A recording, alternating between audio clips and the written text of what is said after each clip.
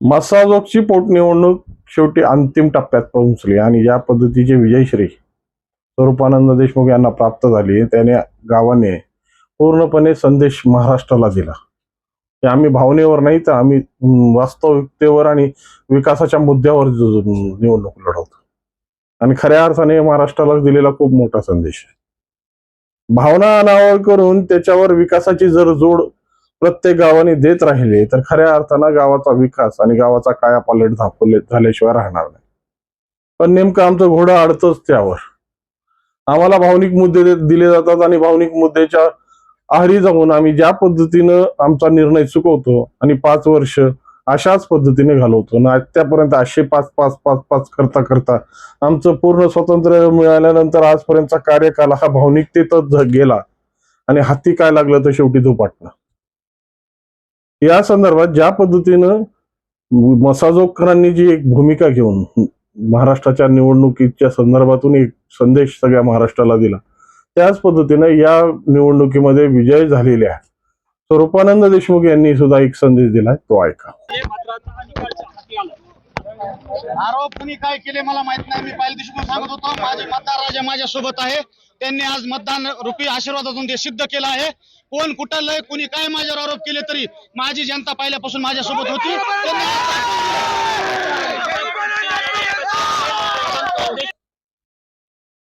हा संदेश ऐकल्यानंतर प्रत्येकाच्या मनावर आणि प्रत्येकाच्या विषयावर एक नवी चालना मिळते.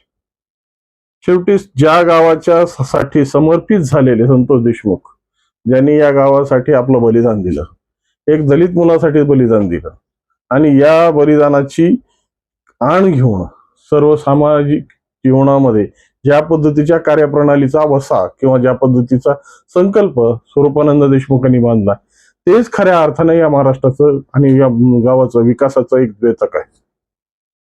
अशा पद्धतीची जर लोकप्रतिनिधीने जर ध्यास आणि खऱ्या अर्थानं जनतेचा विश्वास जर मिळवला तर खऱ्या अर्थानं सामाजिक परिस्थितीतला खरा पेचच सुटणार आहे.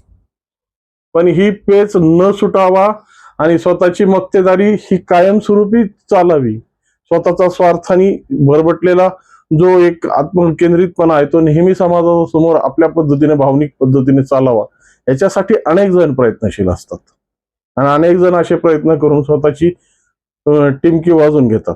पण खऱ्या अर्थानं ज्या पद्धतीची भूमिका काल संजीवनी देशमुखांनी घेतली आणि जाहीररित्या त्यांनी जे या पाठिंब्याची घोषणा करून खऱ्या अर्थानं गावकऱ्यांना अजून बळ दिलं, अशाच पद्धतीचं बळ देणारं जर राजकारण या महाराष्ट्रात घडलं किंवा या देशात घडलं तर या देशाचा कायापालट व्हायला वेळ लागणार नाही. पण नेमकं आमचं अडतं तिथं आम्ही प्रत्येक गोष्ट हे भावनेच्या आहारी जाऊन घेतो आणि ही भावनाच कशा पद्धतीनं माणसाला विटीस धरली जाते. कारण की भावना तुम्हाला कशा पद्धतीने खेळवल्या त्याचा थोडासा मागोवा आपण आज घेऊया. पहिल्यांदा जेव्हा या निवडणुकीची कार्यक्रम पत्रिका लागली किंवा कार्यक्रम लागला, या कार्यक्रमाच्या माध्यमातून जी काही भूमिका मांडण्यात आली आणि पहिल्यांदा स्पष्ट रूपात स्वरूपानंद देशमुखांनी आपली विचार प्रगट केली. कारण की विश्वास होता तो गावातला. गावात ज्या पद्धतीने आजपर्यंत संतोष देशमुख यांना न्याय मिळावा या संदर्भात जो एक लढा उभा करण्यात आला होता, त्या लढ्यामध्ये ज्या पद्धतीने गाव एकवटल्या गेलं होतं आणि एकत्रित करण्यात आलं, प्रत्येकाचा विचार, प्रत्येकाची भूमिका आणि प्रत्येकाचा विषय हाताळल्याशिवाय पुढच्या भूमिकेत काय करायचं हे ठरले जात नव्हतं.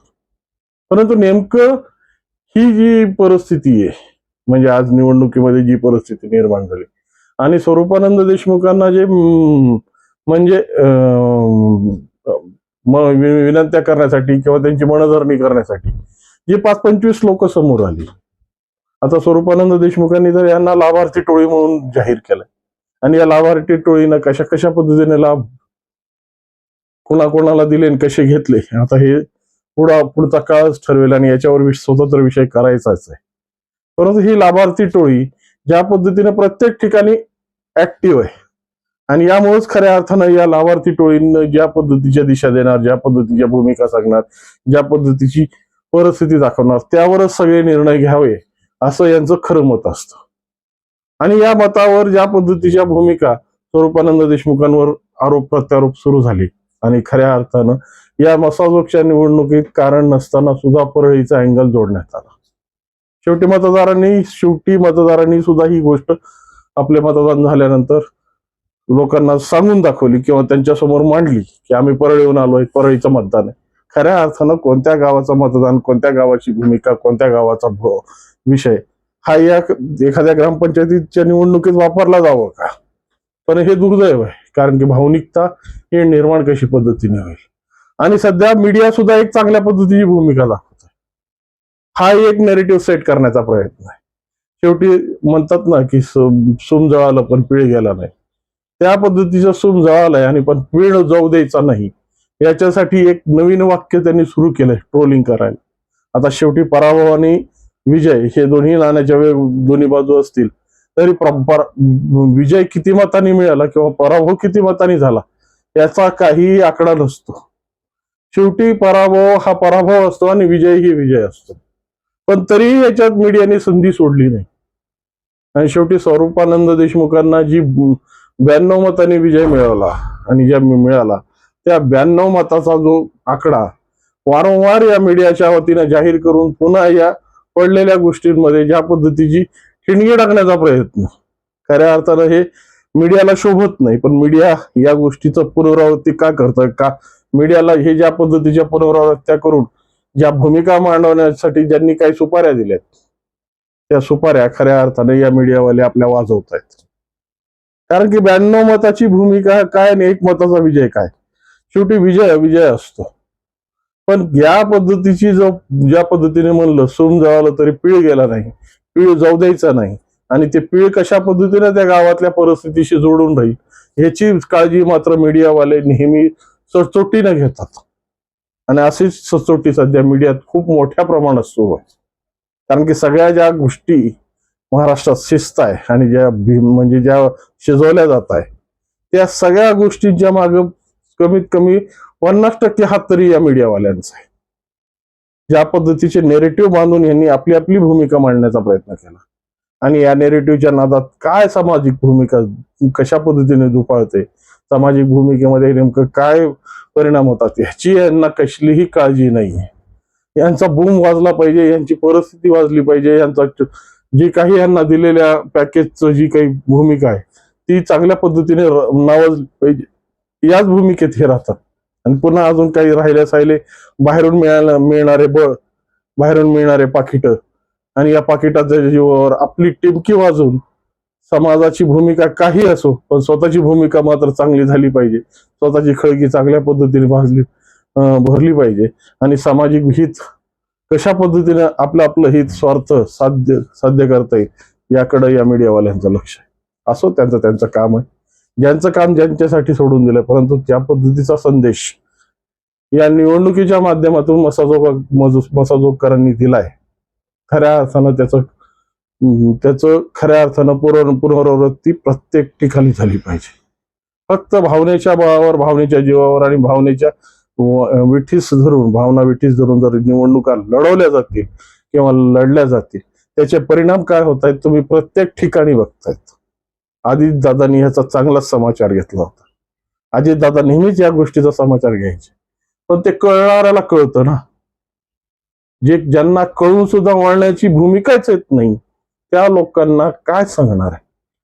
शेवटी स्वतःच्या प्रपंचासाठी लोकांचा विस्कटा करणारी लोक या महाराष्ट्रात आता जास्त प्रमाणात फिरू लागलेली आहेत आणि स्वतःचा स्वार्थ कशा पद्धतीने सिद्ध होईल आणि स्वतःची परिस्थिती कशा पद्धतीने अबाधित राहील तो आपल्या पत्तराळीवरचा भात जपण्यासाठी अनेकांचे प्रयत्न चालू आहेत. पण मात्र हे प्रयत्न चालू असताना सुद्धा आशेचा किरण जो मसाजोगकरांनी दाखवला आणि या किरणाच्या माध्यमातून खऱ्या अर्थानं दृष्टिक्षेप काय असतो, भूमिका काय असते आणि सामाजिक परिस्थिती कशा पद्धतीने जोडली जाते याचं एक चांगलं मानक या मसाजोगकरांनी सिद्ध केलंय. यासाठी मसाजोगकरांचे विशेष आभार आणि अभिनंदन. पण सामाजिक धर्तीवर हे मसाजोगकरांनी जे काही भूमिका घेतली आणि जे काही निर्णय घेऊन सामाजिक पटलावर एक नवी संकल्पना मांडली, खऱ्या अर्थानं या संकल्पनेचा पुनरावृत्ती जर सगळ्या मराठवाड्यात पहिल्यांदा बीड जिल्ह्यात, कारण की बीड जिल्ह्याला याची फार गरज आहे. कारण की कसं आहे की गावातलं ते म्हणतात ना, घरच्यांनी कान टोचून जमत नसतं, पण आता घरच्यांनीच कान टोचलेत. कारण की मसाजोग हे काय बीड जिल्ह्याच्या बाहेरचं गाव नाही, पण त्यांनीच खऱ्या पद्धतीने आरसा दाखवलाय. त्या आरसाचं बीड जिल्ह्याच्या लोकांनी याचं पुनरावृत्ती करावी आणि खऱ्या अर्थानं विकासाची भूमिका मांडणारा, विकासाची भूमिका सांगणारे आणि ज्या पद्धतीने विकास हा विषय सगळ्यात महत्वाचा आहे, जे मसाजोगकरांनी अंगीकारलाय, त्यासाठी आता खऱ्या अर्थानं प्रयत्नशील होणं हे बीड जिल्ह्याचं कर्तव्य आहे. तसंच महाराष्ट्राचंही हे कर्तव्य आहे की महाराष्ट्राच्या लोकांच्या हितासाठी जे काही भावनिकतेचं सोडून जी काही परिस्थिती सामाजिक परिस्थितीसाठी मांडले जातात, भलेही कोणी असो, कुणाच्या, कारण की सगळे चोर सगळे मावस भाऊ आहेत, कोणालाही नाव ठेवायची गरज नाही. कारण की राजकीय परिस्थिती भाजण्यासाठी, राजकीय आपलं हित साधण्यासाठी ज्या पद्धतीची भावनिकता तुमच्या सोबत जोडली जाते, त्यासाठी कोणाच्या भावनिकतेवर अडकू नका. आणि ज्या पद्धतीनं विकासाच्या भूमिकेत घेऊन मसाजोगकरांनी स्वरूपानंद देशमुख हे आपले लोकप्रतिनिधी म्हणून निवडलेत, आपले सरपंच म्हणून निवडलेत, आणि या सरपंचाच्या संदर्भातून जो निर्णय योग्य पद्धतीने भलेही 18 महिन्यासाठी का होत नाही, या 18 महिन्यामध्ये जी काही भूमिका सामाजिक पटलावर पडेल त्याचे परिणाम पुढच्या 5 वर्षासाठी होतील हे मात्र निश्चित. या संदर्भातून तुमच्या मनात काही असेल तर 100% कॉमेंटच्या माध्यमातून कळवा आणि व्हिडिओ आवडला असेल तर लाईक, शेअर आणि सबस्क्राईब करायला विसरू नका. नमस्कार.